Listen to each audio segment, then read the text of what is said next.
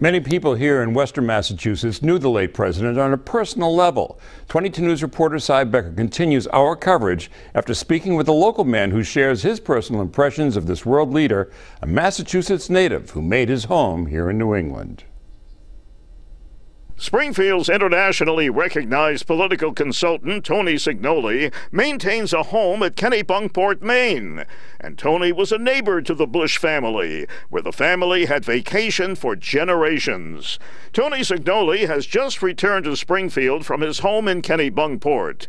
And Signoli spoke with 22 News about his personal experiences with the late president and his family.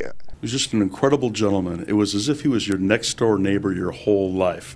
And that's the way anybody that lived in Kennebunkport or lives there would feel. He was just such a part of everything.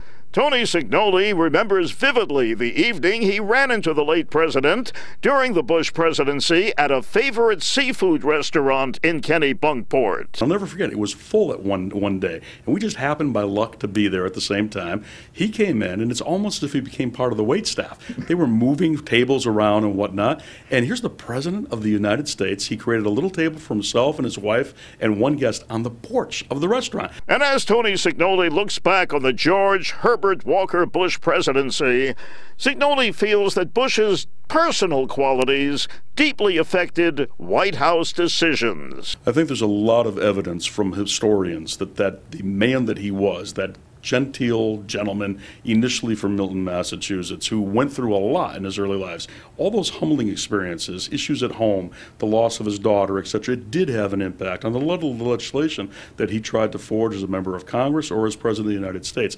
That was there, that regular personal touch. There was no elite imperial presidency with this man. For Tony Signoli, the interactions with his Kennebunkport neighbor George Bush were both a pleasure and a privilege. And like his fellow Americans, Signoli very much mourns the loss of the 41st President of the United States. In Chicopee, Cy Becker, 22 News.